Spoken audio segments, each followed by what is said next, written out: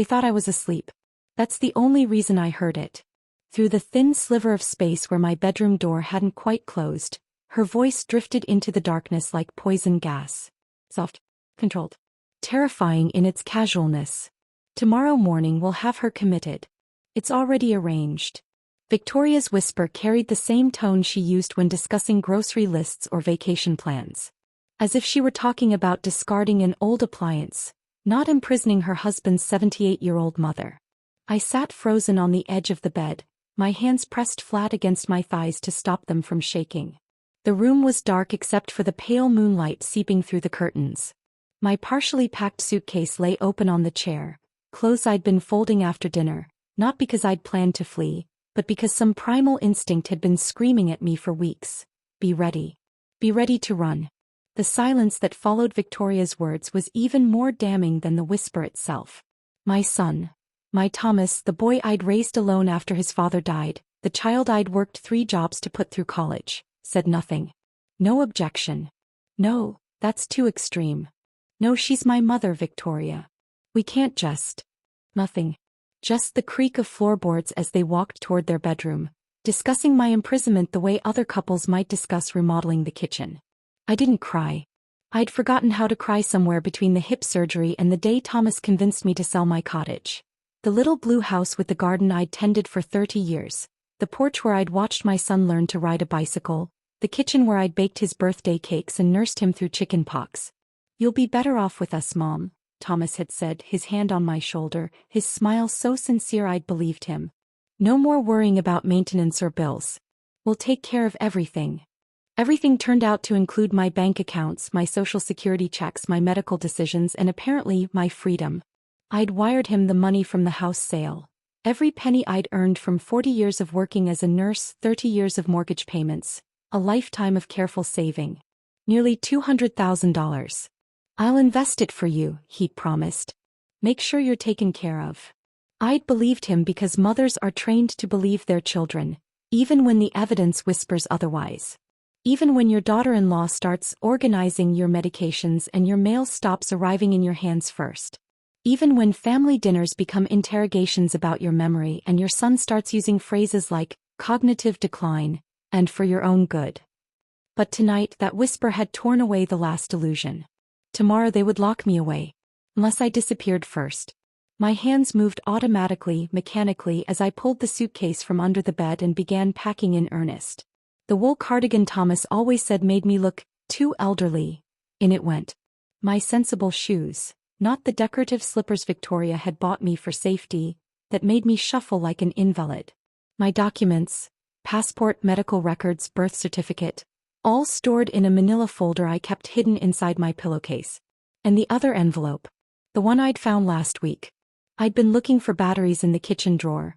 Victoria hoarded them like a dragon hoards gold. Everything in this house had to be tracked and controlled. When my fingers brushed against thick paper. A white envelope with my name typed on the front in that impersonal font that screams official business. Inside were documents I didn't recognize at first. Power of attorney forms with my signature at the bottom. Except it wasn't my signature. Close yes. Someone had studied my handwriting, practiced the loops and curves. But the slant was wrong. The pressure too even. A forgery and not even a particularly good one. Financial statements showing withdrawals from accounts I didn't authorize. Insurance claims I never filed. Medical evaluations describing a woman I didn't recognize. Increasing confusion, memory lapses, requires supervised care. They'd been building a case. Building a cage. And I'd been so busy trying to be grateful, trying not to be a burden, trying to believe my son still loved me that I'd missed it happening. The clock on the nightstand glowed 12:43 a.m. in accusatory red numbers. I zipped the suitcase closed. Not quietly but not loudly enough to wake them. Let them think I was restless, getting up for water, pacing with old age insomnia. By the time they discovered I was gone, I'd be far enough away that it wouldn't matter. I paused at my bedroom door one last time, looking at the space that had never felt like home. The bed was too soft, making my back ache. The walls were a color Victoria had chosen, calming neutral, she'd called it, but it just looked like sadness. My photographs had been relocated to a box in the garage. My books deemed clutter, and donated without asking. This had never been my room. It had been my cell and I'd been too polite to see the bars. I opened the door silently. Years of nursing night shifts had taught me how to move through darkness without sound, and stepped into the hallway. The house was heavy with that particular stillness that comes after midnight, when even the walls seemed to be holding their breath. Thomas and Victoria's bedroom door was closed. No light beneath it. Somewhere in that room my son was sleeping peacefully, his conscience apparently unbothered by the plan to institutionalize his mother in the morning. I wondered when he'd stopped being my child and started being Victoria's husband. Which had come first? His willingness to betray me or her whispered suggestions that made betrayal sound reasonable. It didn't matter now. I walked past their door, shoes in one hand, suitcase rolling behind me with soft clicks against the hardwood floor. Down the stairs, each step measured and careful. Through the living room with its uncomfortable modern furniture and its photographs that featured Thomas, Victoria and their children, but somehow never included me anymore. To the front door. I'd rehearsed this moment in my head a dozen times over the past week, ever since finding those documents. I'd imagined dramatic confrontations, tearful explanations, demands for truth. But standing there with my hand on the doorknob, I realized I had nothing left to say to them. What could I possibly write in a note? Thank you for the bed I wasn't allowed to make myself? Thank you for the meals you begrudgingly provided while stealing my life savings? Thank you for planning to warehouse me in a facility while you spent my money? Oh. Silence would be my final gift to them. Let them wonder. Let them panic. Let them experience for once what it felt like to be powerless. I opened the door and stepped into the October night. The street was empty, identical houses lined up like tombstones in this neighborhood where everything looked perfect and nothing was real. Motion sensor lights flickered on as I passed, catching me in their cold spotlights like an escaped prisoner. And I suppose that's exactly what I was. I didn't look back. Not at the house where I'd lived for 3 months but never belonged. Not at the bedroom where I'd heard my own son's silence seal my fate. Not at any of it. I walked forward toward whatever came next, carrying nothing but a suitcase and the last shreds of my dignity. The night air was cold against my face but it felt like freedom. The bus stop sat 2 blocks away at the corner of Maple and Cypress, a small bench under a flickering streetlight. I'd passed it 100 times on walks Victoria had encouraged me to take. Always alone, always at specific times, always reported back to her like a prisoner's yard time. I sat down heavily, my hip protesting. The surgery had been 6 months ago, but some mornings it still felt like yesterday. Some mornings I woke up forgetting I'd ever been whole. My shoes were still in my hand. I'd walked barefoot, the pavement cold and gritty under my feet. Now, in the pool of dim light, I slipped them on, my fingers fumbling with the laces. I was 78 years old, sitting at a bus stop in the middle of the night, running away from my own son. How had my life become a story I wouldn't have believed if someone else told it? The digital display said the last bus would arrive in 11 minutes. I'd memorized the schedule weeks ago during those supervised walks. Victoria thought I was losing my memory, becoming scattered and confused. She had no idea I was memorizing escape routes. The street was utterly silent. A porch light blinked on across the road, then off again. No one came outside. No one saw the old woman with the suitcase fleeing in the middle of the night. Or if they did, they decided it wasn't their problem. I thought about Thomas as a boy. 7 years old, crying in my lap because his best friend had moved away. "Will everyone I love leave me, Mama?" he'd asked, his small face buried against my shoulder. "No, sweetheart," I'd whispered, smoothing his hair. "I'll never leave you. I promise." But children don't remember those promises when they grow up. They don't remember the nights you sat beside their bed during fever dreams, or the jobs you worked to buy their school supplies, or the times you went hungry so they could have seconds. They remember what they want to remember. And Victoria had clearly decided Thomas should remember me as a burden. I pulled my coat tighter, not against the cold, the October night was mild, but against the feeling of coming apart. If I let myself feel it all at once, the betrayal, the theft, the casual cruelty, I'd shatter right here on this bench. So I focused on small things. The weight of the suitcase beside me. The ache in my hip. The envelope in my bag with its damning evidence. They'd been so careful. So methodical. The forged signature on the power of attorney was good enough to fool a bank teller in a hurry. The medical evaluations were written by a doctor I'd never met, citing appointments I'd never attended. The financial transfers were labeled, assisted living preparation, and senior care investments. If I'd actually been confused, actually been declining, I never would have found any of it. They'd counted on that. Counted on me being the foggy, compliant old woman Victoria described to her friends. But my mind was sharp. Sharper than it had been in years, now that I wasn't taking the vitamins Victoria prepared for me each morning. The ones that made me drowsy and disconnected. I'd stopped taking them 2 weeks ago, hiding them in a napkin at breakfast. That's when the fog had lifted and I'd started seeing clearly. The bus arrived right on schedule, its brakes hissing as it pulled up. The driver was a middle-aged man with kind eyes and the weary expression of someone working the graveyard shift. "Where to?" he asked as I climbed aboard, struggling slightly with the suitcase. "Downtown," I said. "Near the old Carnegie Library." He nodded, waiting while I fumbled with my wallet. My hands were shaking, adrenaline and fear finally catching up with me. "You okay, ma'am?" His voice was gentle, concerned. "I will be," I said, and was surprised to find I meant it. I sat near the back, the suitcase on my lap, and watched the neighborhood disappear through the window. Each streetlight we passed was a mile between me and Thomas's house. Between me and that bedroom. Between me and tomorrow's planned betrayal. The bus was empty except for me and a young woman in scrubs, probably heading to or from a hospital shift. She glanced at me once, then returned to her phone, asking no questions. I was invisible again. But this time it was by choice. The bus dropped me downtown 23 minutes later, in a part of the city I barely recognized. The old Carnegie Library was still there, its stone facade now surrounded by modern glass buildings that gleamed even in the darkness. Everything else had changed. I stood on the sidewalk, suitcase at my feet, looking around.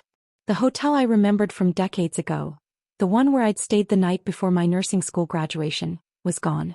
In its place stood a luxury high-rise with a doorman and prices I couldn't afford. I started walking, following the glow of neon signs. Past shuttered shops and sleeping homeless people in doorways. Past a 24-hour diner where a lone waitress refilled coffee cups for truckers. Past graffiti that spoke of different kinds of desperation than mine. Finally I found it. The Starlight Motor Lodge, tucked between a gas station and a check-cashing place. The neon sign buzzed and flickered, half the letters dark. But the vacancy underneath glowed steady and sure. The woman behind the bulletproof glass barely looked up when I approached. She was maybe 40, with tired eyes and bleached blonde hair pulled into a messy ponytail. "One night," I said. "Just one, please. $50. Cash or card?" "Card." I slid my debit card under the glass. The one Thomas didn't know about, the emergency account I'd opened years ago after his father died. Just $2,000 I'd scraped together from birthday gifts and saved coins. My last line of defense. She ran it through, handed me a key attached to a large plastic diamond. "Room 14. Down the end. Checkouts at 11. The room smelled of industrial cleaner and something older, deeper, years of other people's troubles soaked into the walls. The bed was narrow, covered with a faded orange comforter. The carpet was worn but clean. A small bathroom with a shower that dripped. It was perfect. I locked the door, sliding the chain across. Set my suitcase on the single chair. And finally let myself breathe. The full weight of what I'd done hit me all at once. I'd left. Actually left. Walked out of my son's house in the middle of the night with no plan beyond a way. I had nowhere to go. I had $2,000 to my name. Thomas controlled everything else. I had no one to call who wouldn't immediately phone him. I was 78 years old, recovering from hip surgery, alone in a cheap motel in a city that had forgotten me. And I was free. I sat on the edge of the bed, still wearing my coat, and stared at nothing. My phone sat silent in my purse. No missed calls. No texts asking where I was. Either they hadn't noticed yet or they'd noticed and decided not to care. The worst part, worse than the theft, worse than the forged documents, worse than tomorrow's planned commitment, was knowing that at some point I'd stopped being a person to Thomas. I'd become a problem to solve. A line item in his budget. An inconvenience. He was married to a woman who saw solutions where I saw cruelty. When had it happened? When had my boy looked at me and seen only burden? I pulled off my shoes and lay back on the bed, fully clothed.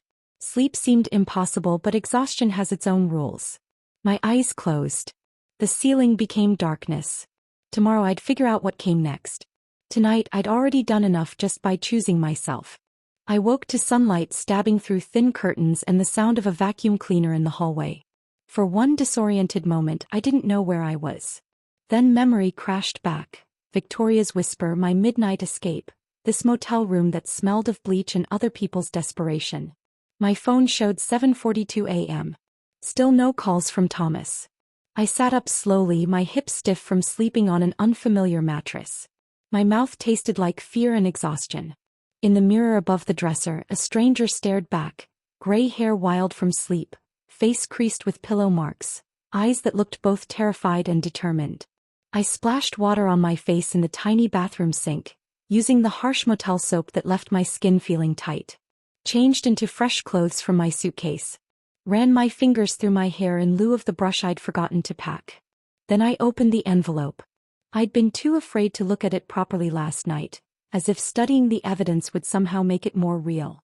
But in the harsh morning light, I needed to see exactly what they'd done. The first document was the forged power of attorney, dated 2 months ago, right after I'd moved in. It authorized Thomas to make financial and medical decisions on my behalf, due to advancing age and diminishing cognitive capacity. The signature was mine but not mine, a careful forgery that would fool anyone who didn't know my handwriting intimately. The second was a stack of bank statements from my accounts. The ones Thomas had promised to manage for me. I traced my finger down the withdrawals. $15,000 to Evergreen Senior Living Facility, a deposit I never authorized. $8,500 to Home Medical Equipment, equipment I'd never seen. $22,000 to investment portfolio transfer into Thomas's personal account. $4,200 to medication management services for pills I didn't need. Page after page. Withdrawal after withdrawal. My life savings dissolving like sugar in rain. The third document made my hands shake so badly I had to set it down. It was an intake form for Riverside Psychiatric Hospital, dated today, the day they'd planned to commit me. My name typed neatly at the top. Medical history. And in bold letters under primary diagnosis, dementia with behavioral disturbances. Beneath that, a list of symptoms I'd never exhibited: aggression toward family members, paranoid delusions, inability to manage daily activities, wandering behavior, confusion about identity and surroundings. All lies. All carefully constructed fiction to justify locking me away. At the bottom, a note in Victoria's neat handwriting. Dr. Chen already signed off. Ambulance scheduled for 9 a.m. Keep her calm. Don't let her use phone. They'd planned every detail. The doctor who'd never examine me. The ambulance that would arrive before I could protest. The locked ward where I'd disappear, drugged into compliance while they drained what was left of my money. I folded the papers with steady hands and returned them to the envelope. I wasn't surprised anymore. I was past surprise, past hurt, past the paralysis of betrayal. Now I was angry. Not the hot, explosive kind of anger. The cold kind. The kind that calculates and plans and doesn't forgive. I pulled on my coat, picked up my purse and left the motel room. The morning air was crisp and bright, full of possibility. Somewhere in this city was a bank. And in that bank was a manager who could help me take back what was mine. My phone buzzed in my pocket. I pulled it out. Thomas's name on the screen. Calling. I stared at it for 3 rings. Then I silenced it and kept walking. Let him wonder. Let him panic. Let him feel for once what it's like to be powerless. Fairmont Bank occupied the corner of 5th and Main in a building that had been there since my grandmother's time. All marble columns and brass fixtures, the kind of solid permanence that whispered trust us. I'd been a customer for 47 years. My first checking account had been opened here when I was 18, filled with money I'd earned babysitting. Every paycheck from my nursing career had been deposited here. My mortgage had been with them. My retirement accounts. And Thomas had taken advantage of every single one of those years of loyalty.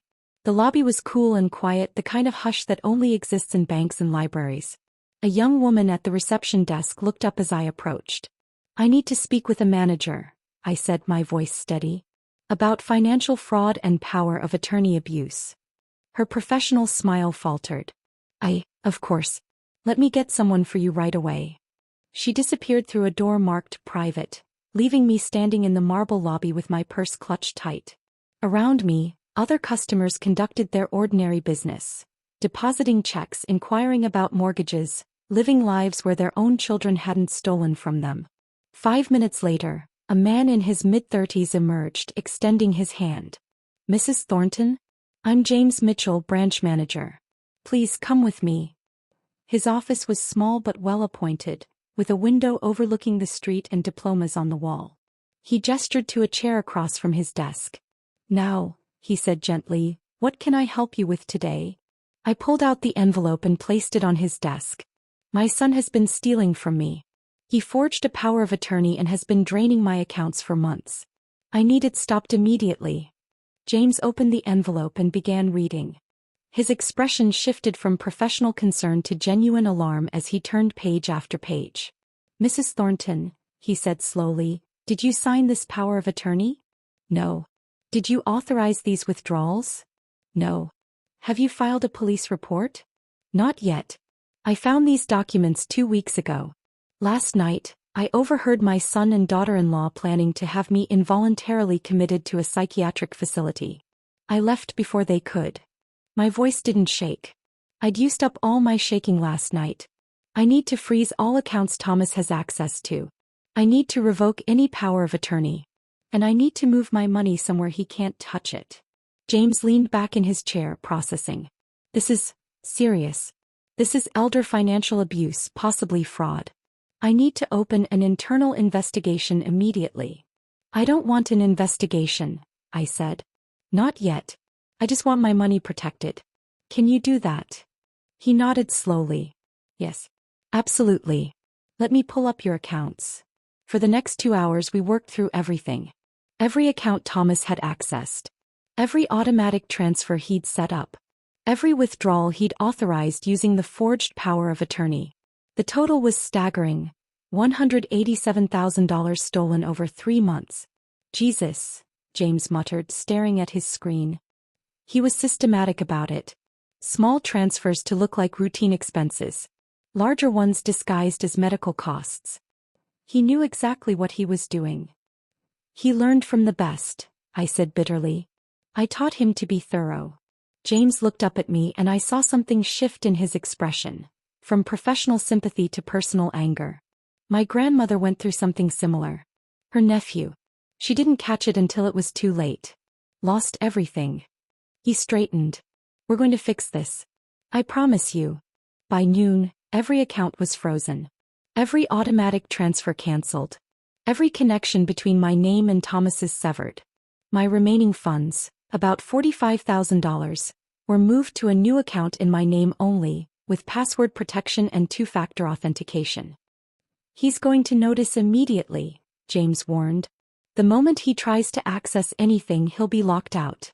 Are you prepared for that?" "I am," I said. "Do you have recommendations for lawyers?" "I'll need help with the legal aspects." He pulled a business card from his drawer. "Elaine Morrison. She specializes in elder law and financial abuse cases. Tell her I sent you." I took the card, studying the name. "Thank you. For believing me. For helping. Thank you for being brave enough to walk through those doors." He stood, extending his hand again. "Most people don't. They're too ashamed, or they convince themselves it's not that bad, or they're afraid their family will never forgive them." He paused. "But here's the thing, Mrs. Thornton, they already did something unforgivable. You're just refusing to let them get away with it."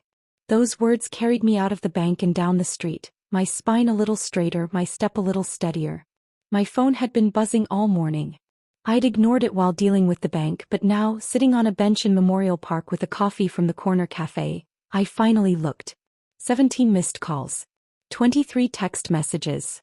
All from Thomas and Victoria. I opened the messages, reading them in order. Thomas, 7:15 a.m. "Mom, where are you? Your room is empty." Thomas, 7:31 a.m. "This isn't funny. We're worried. Please call." Victoria, 7:45 a.m. "We need to talk. This is very irresponsible." Thomas, 8:03 a.m. "Mom, please. Whatever you think is happening, we can explain. Just come home." Victoria, 8:22 a.m. "You're scaring the children." That one made me laugh. a sharp, bitter sound that startled a nearby pigeon. The children. My grandchildren who barely acknowledged my existence. 12-year-old Madison who rolled her eyes when I spoke. 9-year-old Connor who'd been taught to avoid me like I was contagious. Those children weren't scared. Victoria was scared. Scared that her careful plan was unraveling. Thomas, 9:17 a.m. I'm calling the police if I don't hear from you by noon. Thomas, 10:34 a.m. Mom, this is serious. We need to know you're safe. Victoria, 11:02 a.m. The bank called. What have you done? There it was. The real reason for the panic. Not concern for me. Panic over losing access to my money. Thomas, 11:28 a.m. We need to talk now. This is causing serious problems. I stared at that message for a long time. Serious problems. Not, I'm sorry. Not, I can explain. Just blame. Just accusations. Just the immediate instinct to make me the villain in the story where he'd robbed his own mother. I typed a response, deleted it. Typed another. Deleted that too. What could I possibly say? What words existed that would make him understand what he'd done? What he'd stolen wasn't just money. It was trust, safety, the fundamental belief that your child will protect you rather than prey on you. In the end, I wrote nothing. I turned off the phone entirely and dropped it in my purse. Silence would be my answer. Let them sit in their panic. Let them wonder if I'd gone to the police, if I'd hired a lawyer, if I was telling everyone who would listen what they'd done. Let them feel helpless for once. I finished my coffee and pulled out the business card James had given me. Elaine Morrison, attorney at law. Elder abuse and financial crimes. The office was 3 blocks away. I could walk there. I could take the first steps toward making this official, toward ensuring Thomas could never do this to anyone else. But I wasn't ready yet. Not today. Today I needed to simply exist. To sit on this bench in the sunshine and remember what it felt like to make decisions for myself. To drink coffee without someone monitoring how much caffeine I consumed. To sit in silence without someone asking if I'd taken my vitamins. Tomorrow I'd begin the fight. Today I just survive. 2 days later, I sat in a chair across from Elaine Morrison, watching her read through the documents I'd brought. She was perhaps 55, with silver-streaked hair pulled into a professional bun and sharp gray eyes that missed nothing. Her office walls were covered with framed certificates and thank-you notes. One photo showed her shaking hands with the governor. Another showed her speaking at a podium mid-gesture, passionate about something. She set down the last page and looked at me over her reading glasses. Mrs. Thornton, how are you holding up? The question was so simple, so human that it nearly broke me. No one had asked how I was in months. Every conversation with Thomas and Victoria had been about their concerns, their schedules, their needs. I'm angry, I said honestly. And tired. And scared. But I'm here. Good. She folded her hands on the desk. Anger is useful. It means you haven't given up. She tapped the documents. What they've done is textbook elder financial abuse. The forged power of attorney alone is a felony. Add in the systematic theft, the planned false commitment, the fraudulent medical evaluations. We're talking about multiple crimes here. I don't want to send him to prison, I said quietly. I just want it to stop. Elaine's expression softened. I understand. Most of my clients feel that way. They want protection, not revenge. She leaned forward. But here's what you need to know. This won't stop unless you make it stop legally. Right now he's panicking because he's been cut off from your money. But he'll regroup. He'll come up with a new strategy. Maybe he'll try to have you declared incompetent through the courts. Maybe he'll file a lawsuit claiming you're the one who stole from him. Men like your son don't just accept defeat. The truth of that settled in my stomach like ice. So what do? We build a fortress, Elaine said. New will, new power of attorney, new medical directives. Everything documented and notarized. I'll file paperwork with the court establishing your legal competency. We'll get you evaluated by an independent psychologist to prove you're of sound mind. We'll create a paper trail so thorough that any attempt he makes to challenge your decisions will be dead on arrival. How long will that take? 2 weeks for the basics. A month to make it bulletproof. He pulled out a form. But first I need to ask, do you have anyone you trust? Someone who could serve as your new power of attorney. I thought immediately of Margaret, my younger sister in Oregon. We'd drifted apart over the years, distance and busy lives, but she'd always been steady. Reliable. Kind. Hi sister, I said. Margaret Chin. She's 72, retired teacher. We haven't spoken much lately, but... Call her, Elaine said. Today. Explain what's happened. If she agrees, I'll draw up the documents. I called Margaret from a coffee shop, sitting in a corner booth with my hands wrapped around a mug of tea I wasn't drinking. She answered on the third ring. Rose? Is that you? Just hearing her voice, warm, familiar, unchanging, made tears prick my eyes. Hi Maggie. Oh my God. I haven't heard from you in 2 years? 3. Are you okay? What's wrong? Of course she knew something was wrong. Sisters always know. I told her everything. The move to Thomas's house. The subtle controlling. The forged documents. The whispered plan. My midnight escape. She listened without interrupting, and when I finished there was a long silence. That son of a bitch, she finally said, her voice shaking with fury.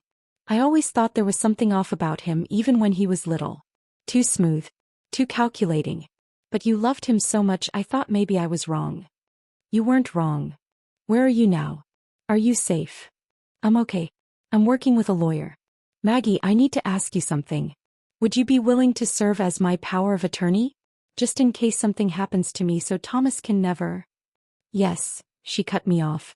Absolutely yes. Send me whatever I need to sign. Rose, do you need money? A place to stay? I can be on a plane tonight. The offer made my throat tight. I'm okay for now. But thank you.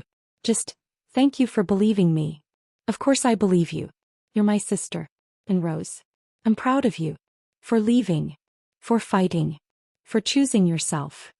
Those words sustained me through the rest of the afternoon, through signing forms and making plans and building that fortress Elaine had promised.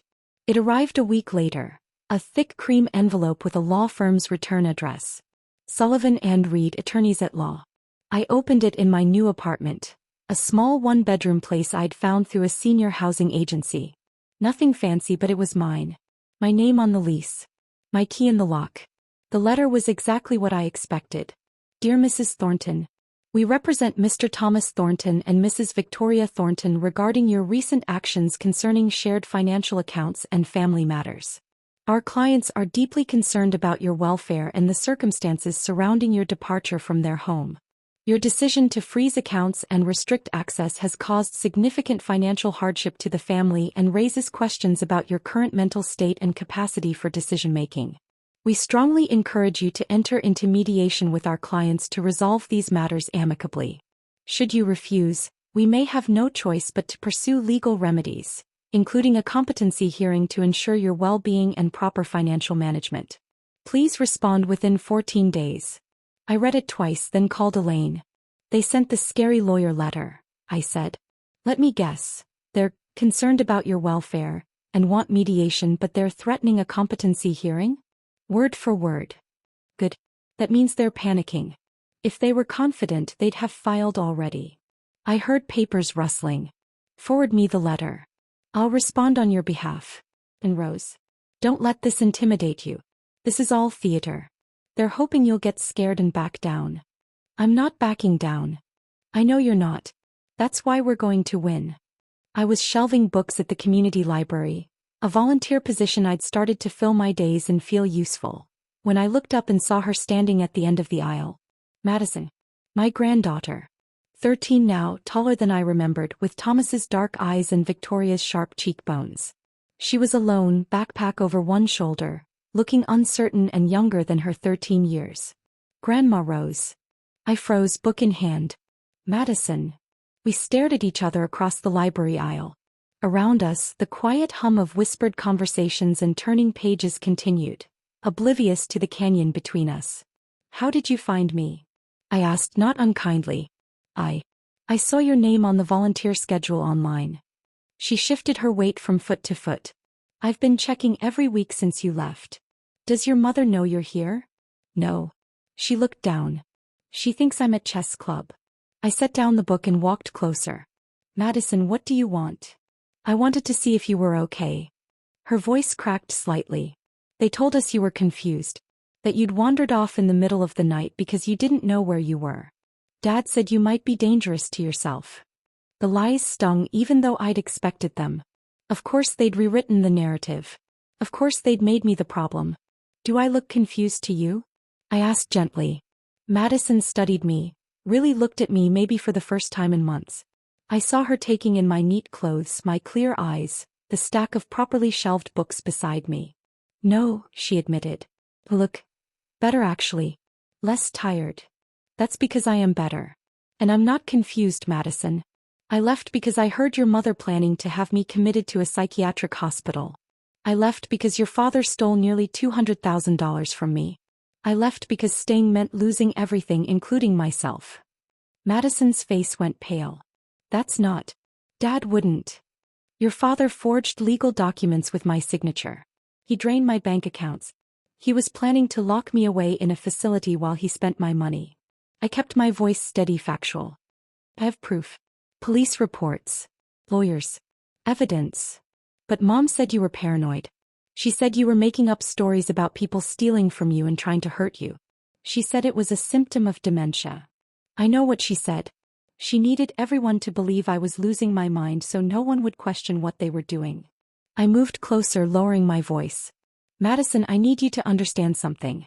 Your parents lied to you. Not about small things. About who I am. About what happened. About everything. Tears welled in her eyes. I don't know what to believe. Then don't believe me, I said. Not yet. But ask yourself this.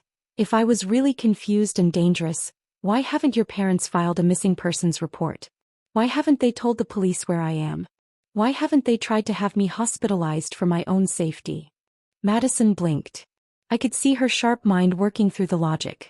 Because they can't, I continued. Because if they involve authorities, those authorities will start asking questions.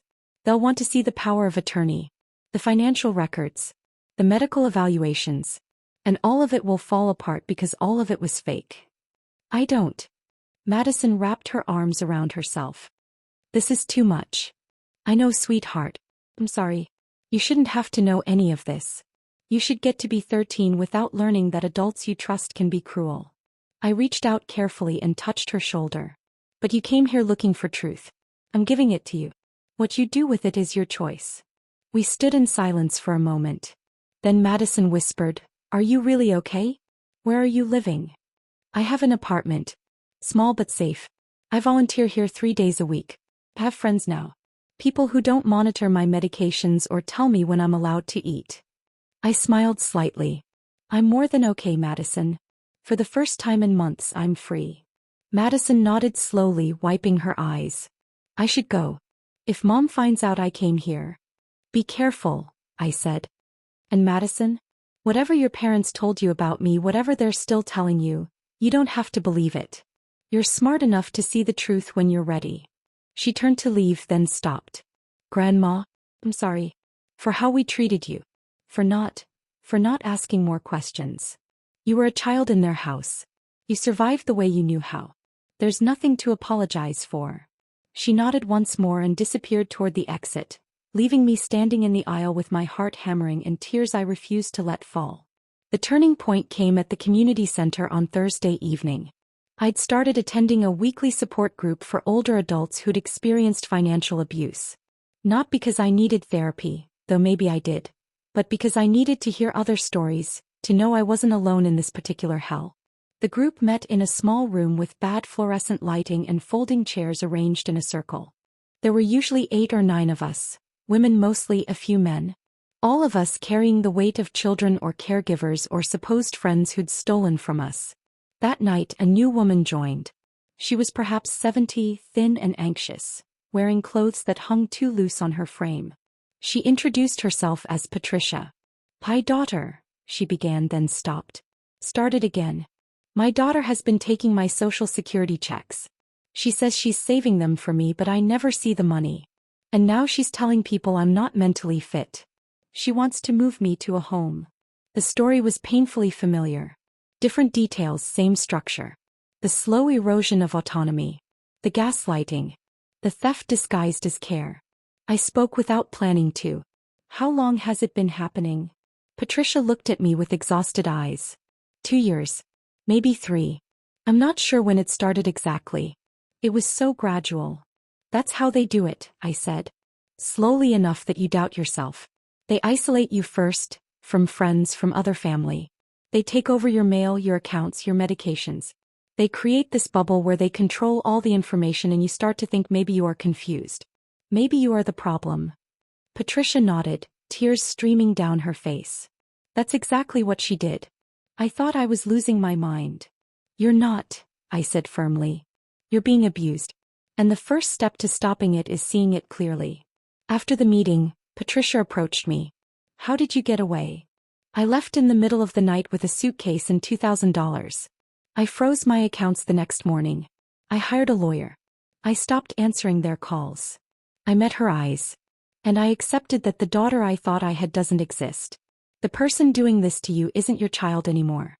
She's a thief wearing your child's face. Patricia flinched at the words, but she didn't argue. I can give you the name of my lawyer, I continued. And the bank manager who helped me. And if you need a safe place to stay while you figure things out, I have a couch. Patricia stared at me. You do that? For someone you just met?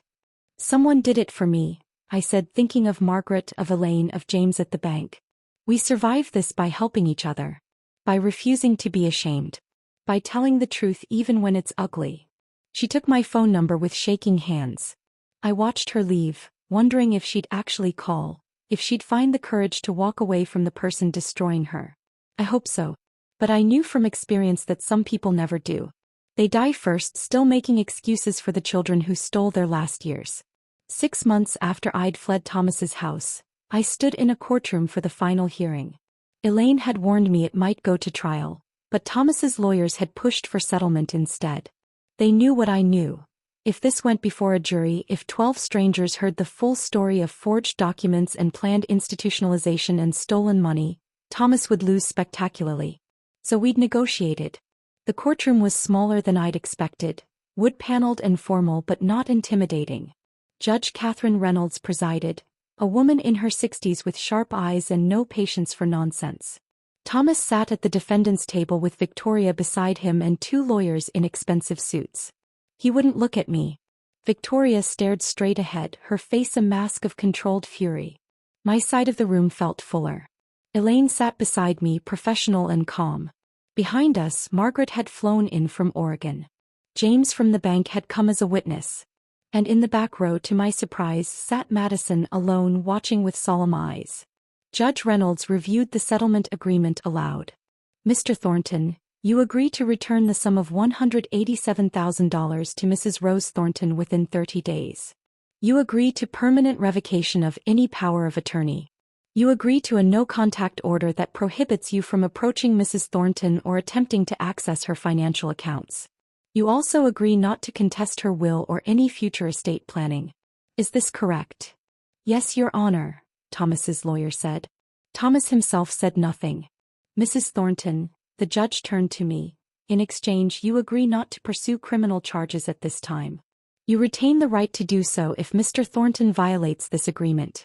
You also waive any claim to contact with your grandchildren unless they initiate it independently when they reach legal adulthood. Is this acceptable? That clause had been the hardest to swallow. Giving up Madison and Connor felt like another theft. But Elaine had been firm. You can't force a relationship with children who are being poisoned against you. All you can do is protect yourself and wait. If they want to find you when they're older, they will. Yes, Your Honor, I said. It's acceptable. The judge signed the order with a flourish. This agreement is now binding. Mr. Thornton, I want to be very clear. If you violate any portion of this order, Mrs. Thornton will have every right to pursue criminal charges. Elder abuse carries serious penalties in this state. Do you understand? Yes, Your Honor. Good. Judge Reynolds looked directly at Thomas for the first time. I've been on the bench for 23 years. I've seen a lot of family situations. But I have to tell you, sir, what you did to your mother is one of the most calculated acts of cruelty I've encountered. I hope you never need help in your old age because I suspect you won't receive the care you denied her. Thomas flinched but said nothing. We're adjourned. The gavel came down. I didn't cry. Not in the courtroom, not on the steps outside, not in the car where Margaret drove me back to my apartment. You okay? Margaret asked, glancing at me from the driver's seat. I don't know what I am, I admitted. It's over. It's good. But it doesn't feel good. It just feels empty. Grief, Margaret said. You're grieving the son you thought you had. The family you thought you'd built. That's a kind of death, Rose. It's okay to mourn it. That night, alone in my apartment, I finally let myself feel it all. I mourned the little boy who'd held my hand crossing streets. The teenager who'd called me when his first girlfriend broke his heart.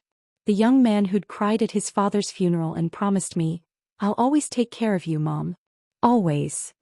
I mourned the grandmother I'd wanted to be, the one who baked cookies and attended school plays and passed down family recipes. I mourned the version of myself who'd believed family was forever, who'd thought love was unconditional, who'd trusted blindly because what else could a mother do?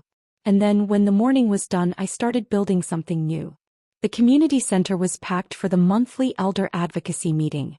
I stood at the front of the room looking out at dozens of faces, some familiar, many new. "My name is Rose Thornton," I began, "and I'm here to tell you that leaving is possible. Surviving is possible. Building a life after betrayal is possible." I told my story.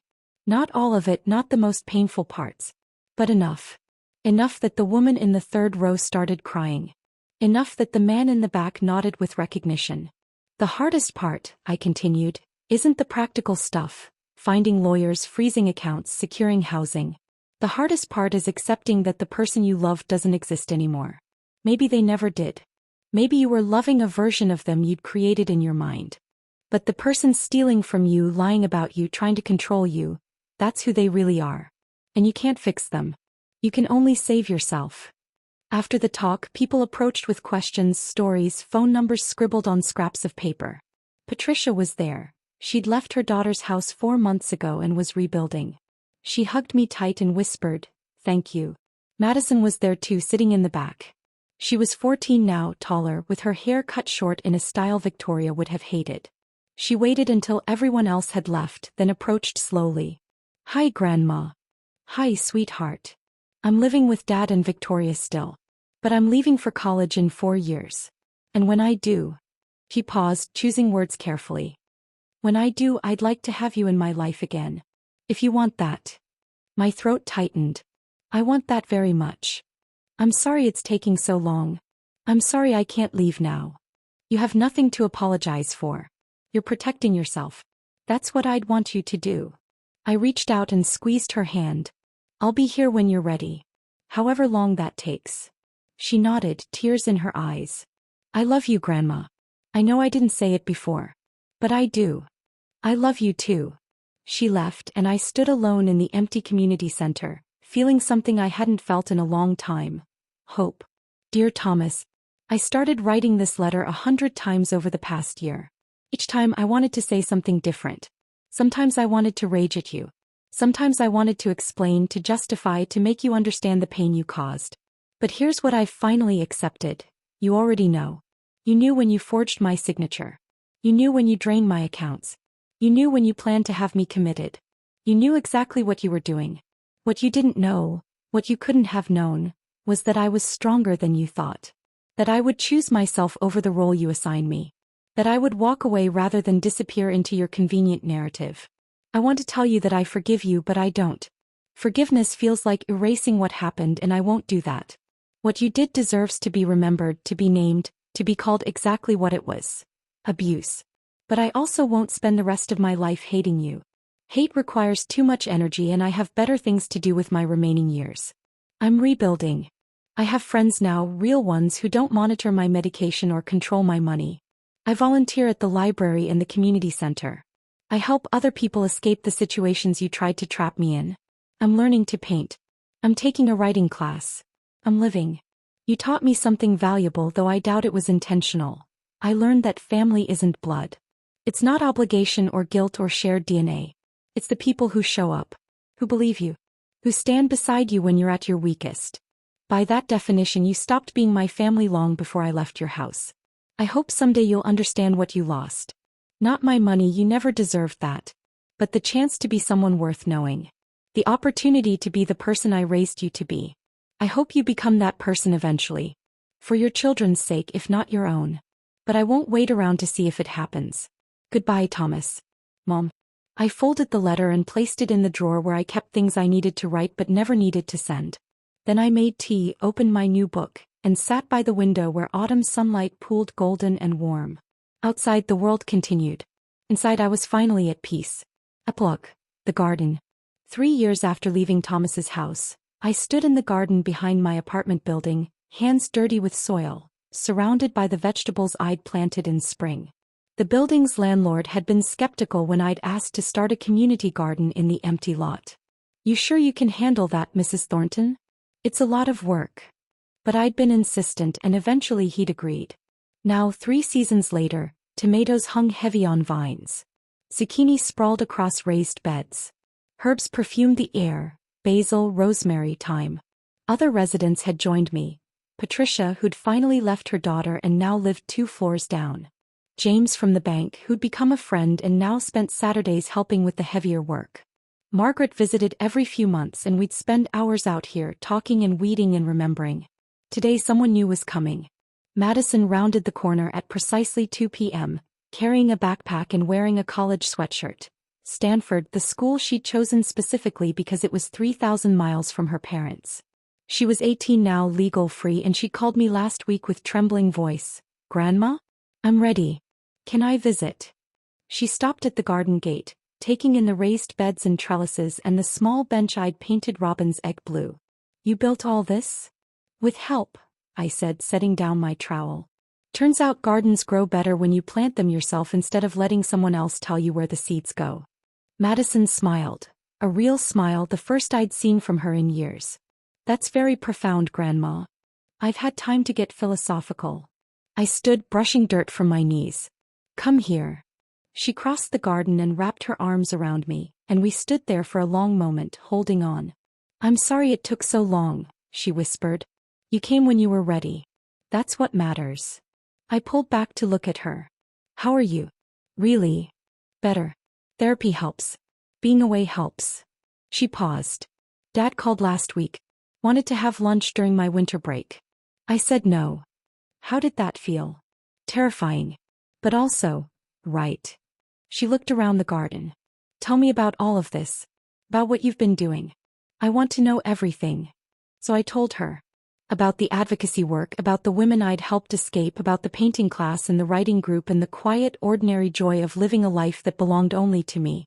As the afternoon sun slanted golden through the tomato plants, we sat on the blue bench and talked about futures instead of pasts. About her studies, her friends, her dreams that had nothing to do with her parents' expectations. "Do you think you'll ever talk to him again?" Madison asked. "Dad, I mean." I considered the question carefully. "I don't know. Maybe. If he ever becomes someone capable of understanding what he did. But I'm not holding my breath and I'm not organizing my life around that possibility." "That's fair." Madison picked a tomato, turning it in her hands. "You know what's weird? I'm not sad about losing them. Thought I would be. But mostly I just feel relieved. Like I've been holding my breath for years and finally remembered how to exhale." "That's not weird at all," I said. "Sometimes freedom feels like loss at first because we've been taught that family is everything, that we owe loyalty no matter what. But the truth is simpler. We owe ourselves safety first. Everything else is optional." Madison nodded and we sat in comfortable silence, watching the garden grow in the late afternoon light. 5 years after I left Thomas's house, I celebrated my 83rd birthday surrounded by people who'd chosen me as family. My apartment was crowded with mismatched furniture and laughter. Margaret had flown in from Oregon. Patricia brought her famous lasagna. James and his wife came with flowers. Other women from the support group filled the space with stories and wine and the kind of easy affection that comes from shared survival. Madison was there with her girlfriend, a kind, funny woman named Sam who called me Grandma Rose, within 5 minutes of meeting me and meant it. Even Connor had reached out 6 months ago, now 16 and asking careful questions about what really happened. We were rebuilding slowly, video calls every few weeks, no pressure, no expectations. Just space for truth. Someone started singing, "Happy Birthday," and I stood in my small kitchen with my makeshift family around me, and I felt something I'd thought I'd lost forever: belonging. Not the obligatory kind. Not the kind built on blood and guilt and who owes whom. But the real kind, The kind you build one choice at a time, one boundary at a time, one moment of showing up for each other at a time. Later, after everyone had left and I was washing dishes in the quiet, I looked at my reflection in the window above the sink. The woman looking back at me was 83 years old. Gray hair, lined face, hands marked by age and garden work. But her eyes were clear. Her shoulders straight. She was tired, yes, but it was the good kind of tired. The kind that comes from living fully, not from being slowly erased. I thought about the woman I'd been 5 years ago. The one who'd sat in a bedroom in Thomas's house, hearing her own son's silence, believing she had no choice but to accept it. I thought about the suitcase I'd packed in darkness. The bus stop bench. The cheap motel. The bank manager who'd believed me. The lawyer who'd fought for me. The sister who'd flown across the country. All the people who'd said, "You're not crazy. You're not the problem. You deserve better." And I thought about every woman who was sitting in her own version of that bedroom tonight, hearing whispers, feeling trapped, believing she was too old, too tired, too guilty to leave. If I could reach through time and space to speak to her, I'd say this. You're not too old to start over. You are not too broken to heal. You are not obligated to accept cruelty from people who claim to love you. And when you leave, and I hope you do, you won't be running away. You'll be running toward yourself. Toward the life you deserve. Toward freedom. It won't be easy. Some days will be terrifying. Some nights you'll doubt every choice you made. But slowly, quietly you'll rebuild. And one day you'll wake up and realize you're not just surviving anymore. You're living. And it will be enough. It will be more than enough. It will be yours. I finished the dishes, turned off the lights, and went to bed in my apartment that no one could take from me. And for the first time in years, maybe in my entire life, I slept without fear. The end. You are never too old to choose yourself. You are never too late to walk away. And you are never, ever alone, even when they try to make you believe you are. Your story matters. Join us at Philostream TV. Did Rose's journey of survival and strength move your heart? Her story reminds us that courage has no expiration date. That leaving is not giving up, it's choosing life. That family isn't who you're born to, but who shows up when you need them most. If this story made you believe that it's never too late to reclaim your life, that no one deserves to be erased by the people who claim to love them, we have hundreds more stories that will restore your faith in the resilience of the human spirit. Like if you believe survival is an act of courage. Share with someone who needs permission to choose themselves. Subscribe to Philostream TV for more stories that honor the strength it takes to walk away. What awaits you in our community? Stories of ordinary people doing extraordinary things to survive. Tales of resilience when the world says you're too old, too tired, too late. Families built by choice, not obligation. Proof that starting over is possible at any age. Weekly reminders that you deserve safety, dignity, and freedom, always. Your next moment of empowerment is one click away. Subscribe now to Philostream TV. Because every grandmother, mother, father, and elder deserves to be seen, valued, and protected. We tell the stories that say, you are not a burden. You are not disposable. You are worthy of love that doesn't control, manipulate, or steal. Hit that subscribe button and turn on all notifications. Comment below. What would you say to someone trapped in Rose's situation? Let's build a community that protects our elders, exposes abuse, and celebrates the courage it takes to say, enough.